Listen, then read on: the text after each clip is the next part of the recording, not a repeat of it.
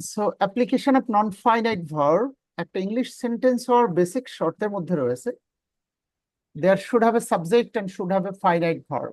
একটা সাবজেক্ট থাকবে, একটাই মেন ভার্ব বা ফাইনাইট ভার্ব থাকবে। দ্বিতীয় যদি কোনো ভার্ব আসতে চায় বা আসতে হয় তাহলে অবশ্যই সেই ভার্বটিকে নন ফাইনাইট ভার্ব হতে হবে, এটি গ্রামার। আমি আবার বলছি, একটা ইংলিশ সেন্টেন্স হওয়ার শর্ত একটাই সাবজেক্ট থাকবে এবং একটাই ফাইনাইট ভার্ব থাকবে।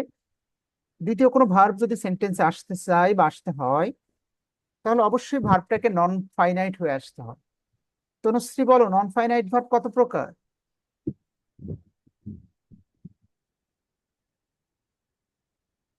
তিন প্রকার। তিন প্রকার স্যার। বলো তো। Gerund participle infinitive. Gerund, participle এবং ইনফিনিটিভ। হ্যাঁ, সামিউল বলছে জেরান্ড আছে, পার্টিসিপল আছে আর ইনফিনিটিভ রয়েছে, এই তিন প্রকার। তাহলে সামিউল আমি সম্ভবত ব্যাখ্যা করেছিলাম, আশা করি হোয়াইট বোর্ডটা দেখতে পাচ্ছ। যেমনটা আমি বলেছিলাম, একটা ইংলিশ সেন্টেন্সে সাবজেক্ট যদি একটা থাকে, ফাইনাইট ভার্ব অনলি একটাই থাকবে, দ্বিতীয় ভার্বটাকে অবশ্যই নন ফাইনাইটে কনভার্ট করতে হবে। যেমন হি লাইকস, সে পছন্দ করে, একটা সাবজেক্ট একটা ফাইনাইট ভার্ব। এখন আরেকটি ভার্ব আসতে চাই, একটি ভার্ব জন্মগতভাবেই ফাইনাইট ভার্ব, তার নন ফাইনাইট ভার্বে ট্রান্সফার হয়ে যাবে যদি ভার্বের সাথে টু যুক্ত করা হয় অথবা ভার্বের সাথে আইএনজি যোগ করা হয়। ঠিক আছে, আমাদের নতুন অ্যাপসে একটু লিমিটেশন হলো, অনেকের ভিডিওতে চলে আসছো। আফসানা, ভিডিওটা অফ করে দাও। স্টপ ভিডিও একটা অপশন আছে দেখো তোমাদের মোবাইলে। আচ্ছা, তো হি লাইকস প্লে ক্রিকেট, এই বাক্যটা ভুল কেন সামিউল? তো এখানে দুইটা ফাইনাইট ভার্ব আছে। এই লাইকসটাও ফাইনাইট ভার্ব, প্লেটাও ফাইনাইট ভার্ব, অথচ কথা ছিল একটা ইংলিশ সেন্টেন্সে সাবজেক্ট যদি একটা থাকে একটাই ফাইনাইট ভার্ব বসবে, দ্বিতীয় ভার্বটাকে অবশ্যই নন ফাইনাইট ভার্বে কনভার্ট করতে হবে। সো নন ফাইনাইট ভার্বে কনভার্ট করার উপায় আছে কতটা? তিন ভাবে করতে পারো। ভার্বের সাথে টু যুক্ত করে, ভার্বের সাথে আইএনজি যোগ করে, ভার্বের তিন নাম্বার রূপ ক্রিয়েট করে। সাধারণত নন ফাইনাইট ভার্ব ছাত্ররা দুই প্রকারের সাথে বেশি হ্যাবিচুয়েটেড, টু যুক্ত ভার্ব এবং ভার্বের সাথে ING. So he likes to play cricket, এখন বাক্যটা রাইট, একটা ফাইনাইট ভার্ব একটা নন ফাইনাইট ভার্ব। আবার পরের সেন্টেন্সে দেখো, হি এনজয়স, সে উপভোগ করে। প্লে ক্রিকেট নাকি টু প্লে নাকি প্লেইং ক্রিকেট, কোনটা হবে? তৃষা হাজরা এবং সামিয়া, হি এনজয়স, সে উপভোগ করে। প্লে তো হতে পারবে না, হয় টু প্লে হবে অথবা প্লেইং হবে, ভালো কোনটা হবে? প্লেইং হবে। তাহলে আমাদের তো আজকের টু ক্লাসের আলোচ্য বিষয় হলো application of non finite verb. যে নন ফাইনাইট ভার্বটা এতদিন ধরে ধরে শেখালাম, টু প্লাস ভার্ব হলে ইনফিনিটিভ হয়, ভার্বের সাথে আইএনজি হলে জেরান্ড হয় অথবা প্রেজেন্ট পার্টিসিপল। তো এখন প্রসঙ্গতই ছাত্রের মাথার মধ্যে একটি প্রশ্ন আসবে, স্যার কখন টু প্লাস ভার্ব হবে আর কখন আইএনজি হবে? আমরা অনেকটাই সার্টেন একটা ফাইনাইট ভার্বের পরে দ্বিতীয় যত ভার্ব আসবে হয় টু প্লাস ভার্ব হবে অথবা আইএনজি হবে। তাহলে বলো এটা কি হবে সামিউল, টু প্লে হবে নাকি প্লেইং হবে? টু পেলে। To play. কিন্তু অনেকেই তো প্লেইং বলছে, তাহলে কারা রাইট? তুমি কি কনফিডেন্ট? কনফিডেন্ট বিষয়টা নিয়ে কনফিডেন্ট কিনা সেটি জানতে চাচ্ছি। আর শিওর স্যার কনফিডেন্স। কিসের ভিত্তিতে? তুমি কি সবসময় টু প্লে হবে ভাবছো, টু যুক্ত ভার্ব হবে? না স্যার, খেলা দেখতে পছন্দ করি, খেলতে তো না। পেলে মানে তো খেলা হবে না এখানে। হি লাইকস টু প্লে ক্রিকেট, উপরে এটা টু প্লে ঠিক আছে, পরেরটা হি এনজয়স প্লেইং ক্রিকেট হবে, কিন্তু কেন? That's the question. দেখতে পছন্দ করি আমি। টু পেলে তো দেখতে to. No, no, no, no, তুমি যদি বাংলা মিনিং করে করো ইউ মে মিস্টেক, ভুল করে ফেলতে পারো। এটার অ্যাকচুয়াল নিয়ম হলো, অ্যাকচুয়াল নিয়ম আছে, আমরা নিয়মটা শিখতে চাচ্ছি। তার আগে দেখি কতটা পারো তোমরা। স্যার একটা, কথাগুলো রিপিট আসছে স্যার।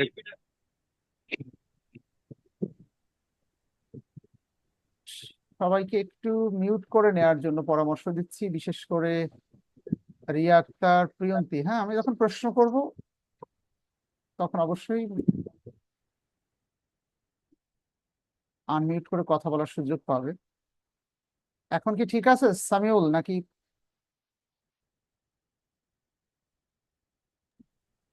এখন জি কি স্যার, ঠিক ঠিক আছে। আছে সামিউল? ওকে, জি স্যার। তো একটা একটা করে বলবে। রুবিনা খাতুন 1 নাম্বার কোশ্চেনের উত্তরটা করবে, বলবে। এখানে কার্লোস হোপস, কার্লোস আশা করে, ড্যাশ হিজ থিসিস দিস ইয়ার, এই বছরই তার থিসিসটা কমপ্লিট করতে চায়, ফিনিশ করতে চায়। বলো কোনটা হবে এবং কেন হবে? অপশন এ ফিনিশ কি হবে নাকি টু ফিনিশ? কোনটা কারেক্ট হবে এবং কেন হবে? সবাই দেখো, দেখে বলো কে পারবে। এই সেন্টেন্সের সাবজেক্ট কোনটা, ফাইনাইট ভার্ব কোনটা?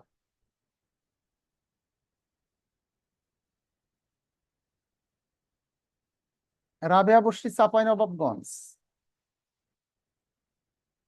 প্রিয়ন্তী খুল ঝিনাইদহ। বলো তো দেখি, কার্লোস হোপস, এই সেন্টেন্সের সাবজেক্ট হলো কার্লোস। হোপস মানে আশা করে, সাবজেক্ট থার্ড পারসন সিঙ্গুলার হলে ভার্বের সাথে এর যুক্ত হয়। এটি হলো ফাইনাইট ভার্ব। দ্বিতীয় ভার্বটিকে অবশ্যই নন ফাইনাইট ভার্ব হতে হবে। তাহলে কি হবে বলো? Anybody else? টু ফিনিশ হবে। অভিষেক দাস,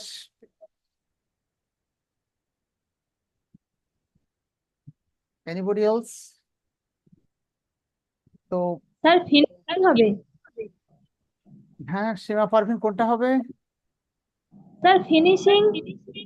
ফিনিশিং হবে।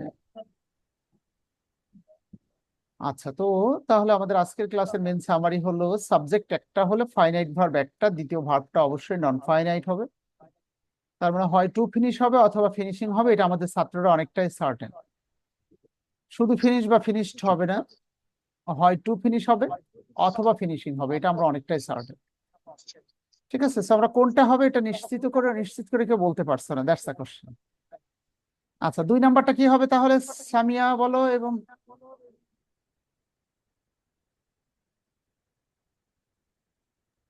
স্যার গিভিং হবে। হি অ্যাডভাইস মি, সে আমাকে উপদেশ দিল।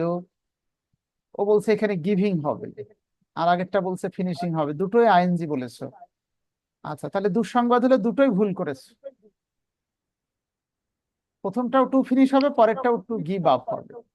তাহলে আমরা শিখতে চাই, আমরা জানতে চাই, আমরা যদি বাংলা মিনিং করে উত্তর করি পরীক্ষায় ভুল হয়ে যেতে পারে। রিয়া আক্তারকে মিউট করে নিতে হবে। Mute.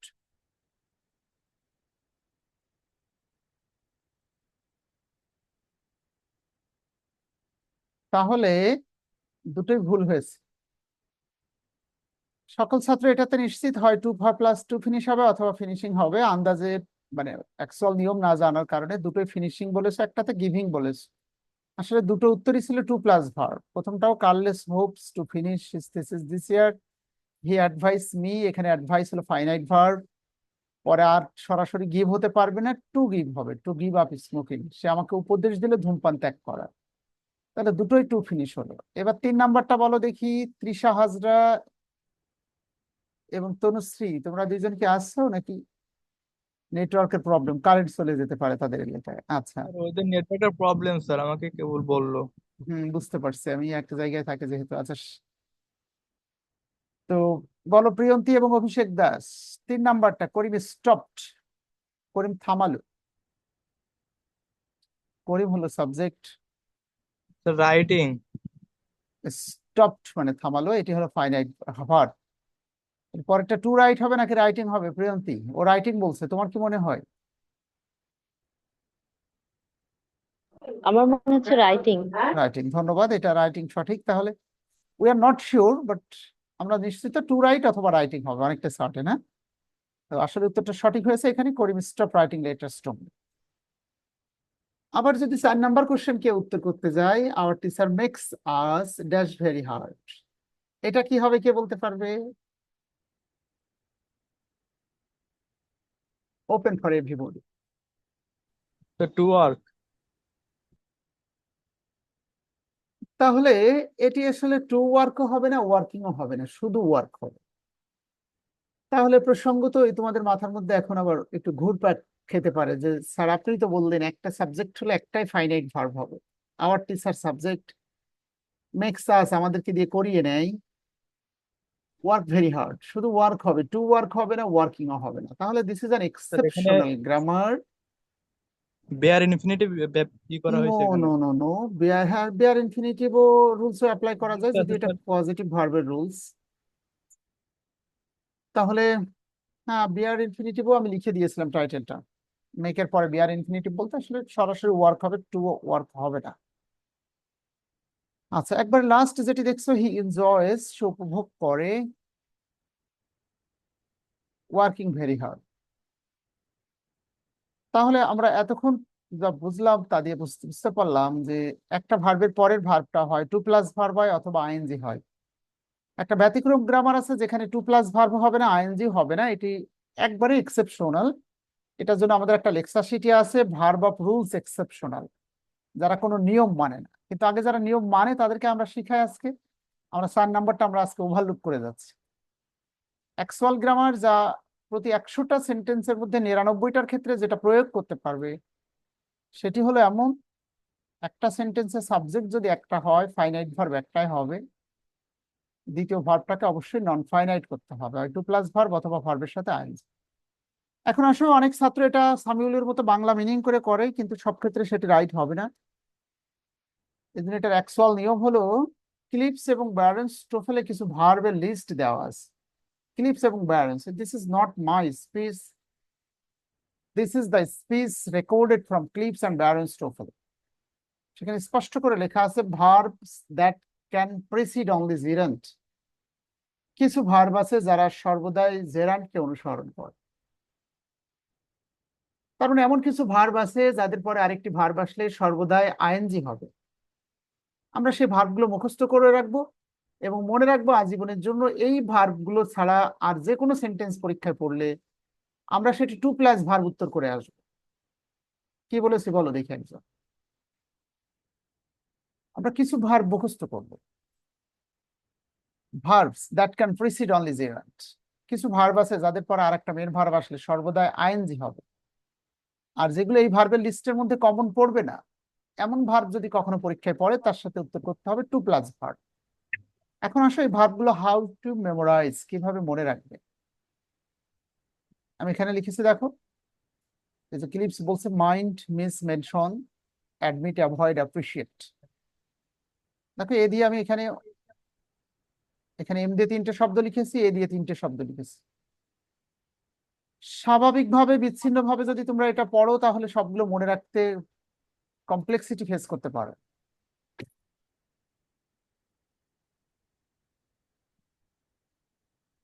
So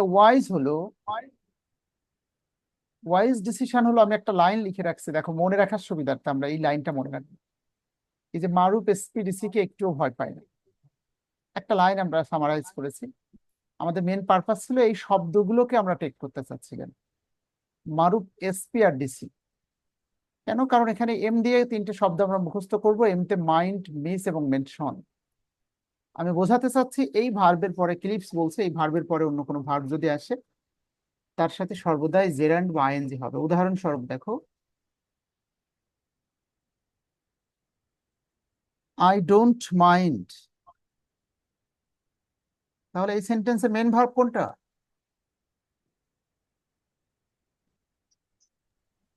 I don't mind. Mind. Mind হলো মেন ভার্ব, ডু বা ডাজ নট এটা নেগেটিভ করার প্রয়োজনে অক্সিলিয়ারি ভার্ব ব্যবহার করা হয়েছে। I don't mind to take tea নাকি টেকিং টি, কে বলতে পারবে? Taking tea. Taking tea. Taking. ক্লিপসে বলা হয়েছে এই ভার্বের পরে some verb always followed by the gerund. কিছু ভার্ব আছে যাদের পরে ভার্ব আসলে সর্বদাই যে আইএনজি করে জেরান্ড করতে হয়। এটা মুখস্থ করলে 2 ভাবে বেনিফিটেড হবে। এক, এদের পরে আইএনজি কনফার্ম বলতে পারবে। 2, এই আইএনজি যদি আন্ডারলাইন করা থাকে তাহলে এটি যে জেরান্ড সেটিও বলতে পারবে।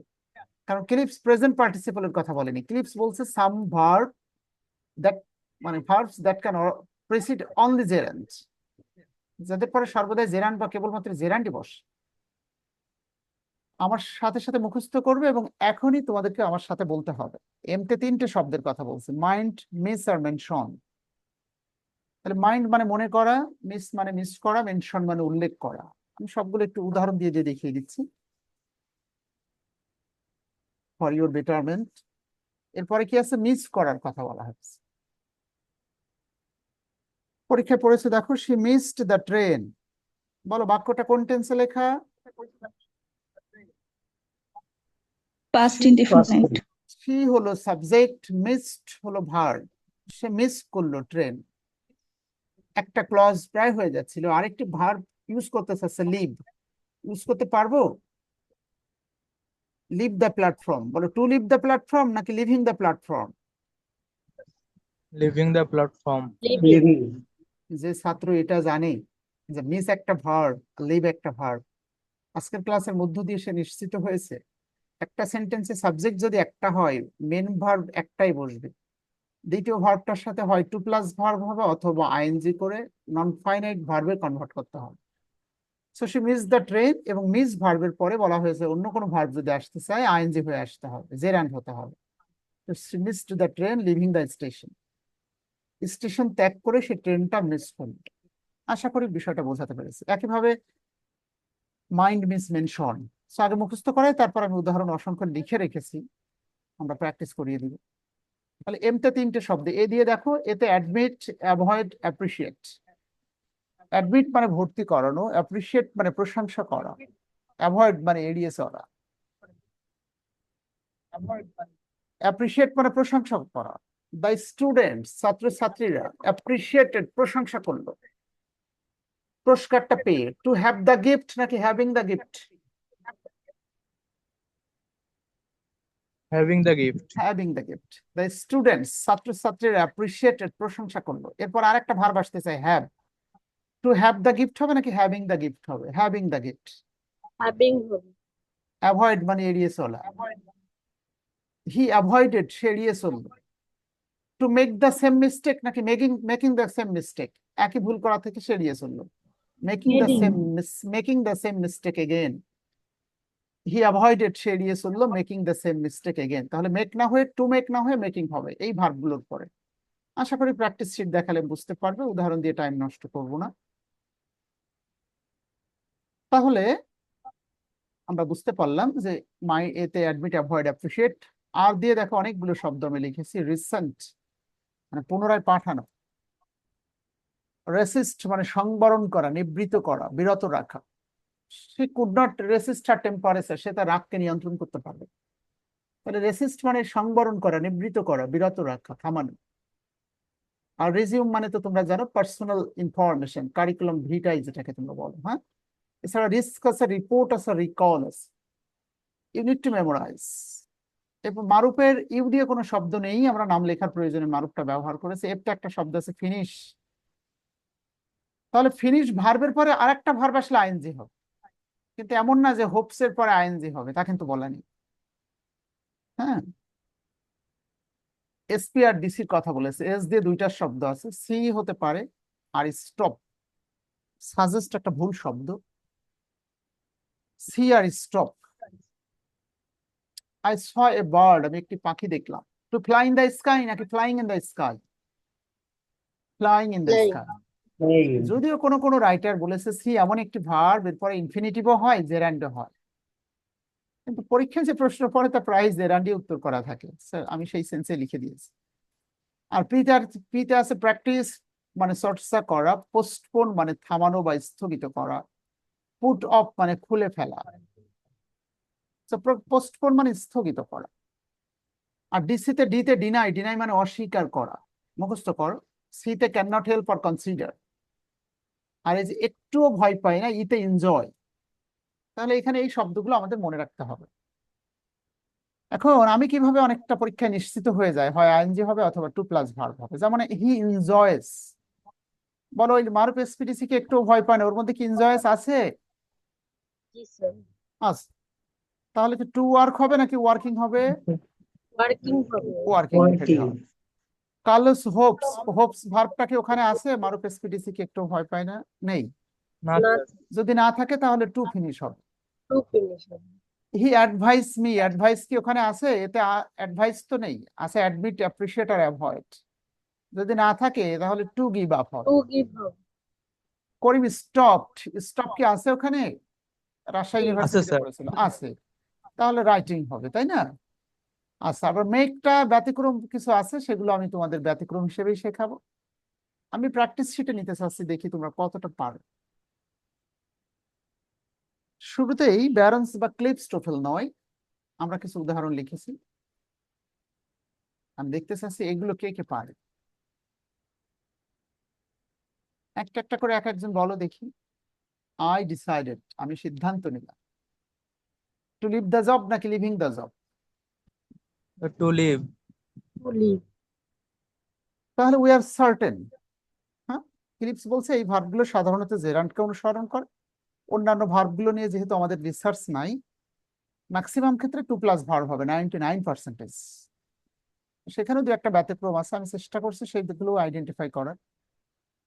সো আই ডিসাইডেড, আমি সিদ্ধান্ত নিলাম টু লিভ দ্য জব। তারপরে সে প্রিটেন্ড, সে ভান করল টু নো মি, কারণ প্রিটেন্ড ভার্বটা ওখানে নাই, আমাকে না চেনার ভান করলো। হি ডিজায়ার্স, সে প্রত্যাশা করে টু বি এ প্রফেসর, একজন শিক্ষক হওয়ার। বিং হবে না কিন্তু, to be a professor. The company considered, company বিবেচনা করলো, কনসিডার্ড এটা হলো ফাইনাইট ভার্ব। এই ভার্ব লিস্টের মধ্যে নেই, এই কারণে to sell its main building, এটা মেন বিল্ডিং বিক্রি করার সিদ্ধান্ত নিল। আই এক্সপেক্ট, হ্যাঁ, আমি প্রত্যাশা করলাম to win at this game, এই গেমে জয়লাভ করতে। এক্সপেক্টটা ওখানে নাই। কিন্তু ডু ইউ এনজয়, তুমি কি উপভোগ করো? বলো, টু টেক হবে নাকি টেকিং হবে? Taking হবে। টেকিং হবে, টেকিং অফ ইউর পেট। হ্যাঁ, তুমি কি তোমার পেটের টেক কেয়ার করে এনজয় করো? সে হোপস, সে আশা করো, হোপসটা লিস্টে নাই। To go on a vacation. Did you fail, তুমি কি ব্যর্থ হয়েছো? এখানে fail main verb. To pass the exam হবে, টু পাস, কারণ ফেল ভার্বটা লিস্টে না। দে ওয়ান্ট মি, তারা আমাকে চায়, ওয়ান্টটা ওই লিস্টে নাই, এই কারণে to take this position. They want me to take this position, তারা আমাকে ওই পজিশনে নিতে চায়। It is great to hear that they agreed. তাহলে ইজ ভার্ব, এটা ভার্ব লিস্টে নাই, এই কারণে it is great to hear হবে। অ্যান্ড দে এগ্রিড, তারা সম্মত হলো টু শেয়ার দ্য ল্যান্ড। পরের ক্লজ দ্যাট এর পরে আরেকটা সাবজেক্ট একটা ভার্ব আছে, দে এগ্রিড হলো main verb, just two share the land. উত্তরগুলো মনে হয় লেখায় আছে, আই এম থিংকিং। এবার তো আর লেখা নাই, এবার তোমাদের প্র্যাকটিস সেশন। হ্যাঁ, সীমা পারভিন প্রথমটা বল। The teacher decided.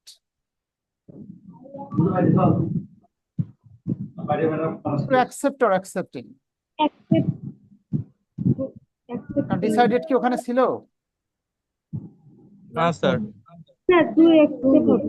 ডিতে তো ডিনাই ছিল, না মারুফ এসপিডিসি কে একটু ভয় পায় না, ডিতে অনলি ডিনাই ছিল।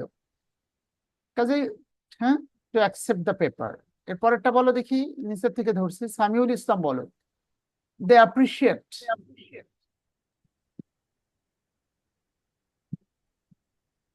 To have. ঠিক বলেছে সামিয়া? না স্যার, না স্যার, হ্যাভিং হ্যাভিং। Having হবে। হ্যাভিং দিস ওখানে ইনফরমেশন, কারণ এখানে তো অ্যাপ্রিশিয়েট আছে, তাই না? Sir. Admit, avoid, appreciate. So if you try to answer the question by making Bangla meaning, you may mistake. Rather, the decision, try to follow myself. ঠিক আছে, আমরা যদি বাংলা মিনিং করে উত্তর করতে যাই, টিচারও ভুল করে ফেলতে পারে। So wise decision, just go on the rules. হ্যাঁ, রুলস এর উপর ভিত্তি করে আমাদেরকে উত্তর করতে হবে। সো বুঝতে পারছো, এখানে দে অ্যাপ্রিশিয়েট হ্যাভিং দিস ইনফরমেশন। এরপরে কি আসছে বলে, Rubina Khatun. His father doesn't approve of his, তার বাবা ডাজ নট অ্যাপ্রুভ, অনুমোদন দেয়নি। এই যে অ্যাপ্রুভ হলো মেন ভার্ব, অফ হিস, যদিও এখানে আরেকটি গ্রামার রয়েছে প্রিপজিশনের পরে, does not approve of his going to Europe, কারণ আফটার প্রিপজিশন, গ্রামার ভালো করে শুনে রাখো, preposition is always followed by the gerund. প্রিপজিশনের পরে সর্বদাই জেরান্ড হয়, এটা কিন্তু একটা রুলস। তাহলে এই রুলসের বাইরে কিন্তু প্রিপজিশনের পরে জেরান্ড হয়, সেক্ষেত্রে আবার আমাকে ফলো করলে মুশকিল হয়ে যাবে। তাহলে এটা উত্তর করো, Afsana Khulna. Dona is interested in হলো প্রিপোজিশন, তাহলে টু ওপেন হবে নাকি ওপেনিং হবে? ওপেনিং হবে। লিখে নিয়েছো তো রুলসটা, টু ছাড়া সকল প্রিপোজিশনের পরে ভার্ব আসলে ভার্বের সাথে আইএনজি যুক্ত হয়। কিছু টু আছে যাদের পরে বেস আইএনজি হয়। আচ্ছা, এরপরে George has no intention of, এই যে অফ আবারও প্রিপোজিশন, কি হবে? রিয়া আক্তার, টু লিভ আর লিভিং। লিভিং, লিভিং হবে। আচ্ছা, এরপরেরটা বলো দেখি, প্রিয়ন্তী বলো। উই আর এগার, আমরা আগ্রহী। টু রিটার্ন নাকি returning? Return. To return, return. ধন্যবাদ। To return to school in the fall, fall সেশনে আমরা স্কুলে ফেরত যেতে আগ্রহী। You would be better off, Abhishek Das, you would be better off to buy this car নাকি buying this car? Sir buying. Buying this car. Buying. সে refuse, সে প্রত্যাখ্যান করলো। ঠিক আছে, সে রিফিউজ, সে প্রত্যাখ্যান করলো। এটা বলনি কে, সে একটু বলো দেখি, বলো সীমা এবং সামিয়া, কে পারবে? সে রিফিউজ, সে প্রত্যাখ্যান করলো। টু অ্যাকসেপ্ট দ্য গিফট নাকি accepting the gift? To to accept. Accept the gift, ধন্যবাদ। জাস্ট প্রিটেন্ড, প্রিটেন্ড মানে ভান করলো। টু বি সিক স্টার্ট, কারণ এই ভার্বটা ওই লিস্টে নাই, তাই না? আচ্ছা, তো এগুলো আমরা মোটামুটি তাহলে বুঝতে পারছো যে এগুলো how to give the answer. So এটা কেন এগুলো পড়ছি, আমরা এখানে বিসিএস এবং পিএসসি এর কোশ্চেন কিছু দেখি, তাহলে আমাদের কনসেপ্টটা আরো ক্লিয়ার হবে। 24তম বিসিএস এর কোশ্চেন দেখো, হি গেভ আপ, সে ত্যাগ করলো।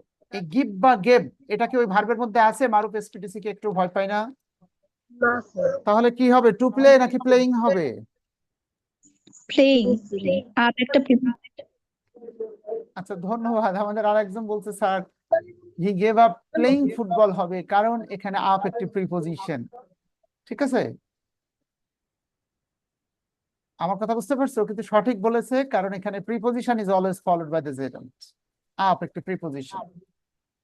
I don't mind, Rubina Khatun এবং অভিষেক দাস বলো আই ডোন্ট মাইন্ড, মাইন্ডের পরে কি হবে? আইএনজি হবে। আইএনজি হবে sir. So I don't mind helping with the cooking, but I'm not going to wash the dishes. মানে আমি তোমাকে রান্নায় হেল্প করবো, সমস্যা নেই, কিন্তু মানে I am not going to wash the dishes, dishes গুলো ওয়াশ করতে আমি আগ্রহী না, মানে করে দিচ্ছি না আর কি। এরপরে 26 নাম্বার, হি অ্যাডভাইস মি, রিয়া আক্তার বলো এবং রুবিনা, যে হি অ্যাডভাইস মি, সে উপদেশ দিল। অ্যাডভাইস কি ওখানে ছিল? না স্যার। তাহলে কি হবে? গিভিং আপ নাকি to give up? To give up. To give up. 25তম বিসিএস এর কোশ্চেন, আবার 26 বিসিএস এর question, I am look forward. এটি যদিও আলাদা গ্রামার, এটি যখন পড়াবো তখন দেখতে পাবে। কিছু ভার্ব আছে যাদের পরে টু যুক্ত প্রিপোজিশনের পরে আইএনজি হয়। I am looking forward to seeing you. হ্যাঁ, তো লুক ফরওয়ার্ড টু, হ্যাঁ, উইথ এ ভিউ টু, আমরা এগুলো পড়াবো তোমাদেরকে। এগুলো টু যুক্ত প্রিপোজিশন, এটা রাইট, এটা রাইট ফর্ম অফ ভার্বের গ্রামার। এটা নিয়ে এখনই কনফিউজ হওয়ার কিছু নাই। আমি আজকে আমাদের ক্লাসে মেইন পারপাস যেটা ছিল সেটা বুঝতে পারছো কিনা। প্রাইমারি কোশ্চেন দেখো তো, 32 নাম্বারটা পারো কিনা সবাই? Afsana Khulna, will you mind to go there নাকি would you mind going there নাকি will you mind going there? বলো, মাইন্ডের পরে কি হবে? গো নাকি গোয়িং নাকি টু গো? গোয়িং হবে। বি আর সি রাইট উত্তর যে কোনো একটা আছে। এখন ফর্মাল ইংলিশে আমরা উড ব্যবহার করে থাকি, would you mind going there. কিছু মনে করবে সেখানে যাওয়ার জন্য, উইল হবে না। ফর্মাল ইংলিশে উড আর কুড ব্যবহার করতে হয়। So B is the correct answer. 33, he worked instead of, of প্রিপোজিশনের পরে ভার্বের সাথে আইএনজি হয়। ফ্রম হলো প্রিপোজিশন, প্রিপোজিশনের পরে ভার্বের সাথে আইএনজি হয়। আর লুক ফরওয়ার্ড টু, এগুলো রাইট ফর্ম অফ ভার্বের লেক্সা শিটে শিখবে। উড ইউ মাইন্ড, মাইন্ডের পরে ভার্বের সাথে আইএনজি হয়।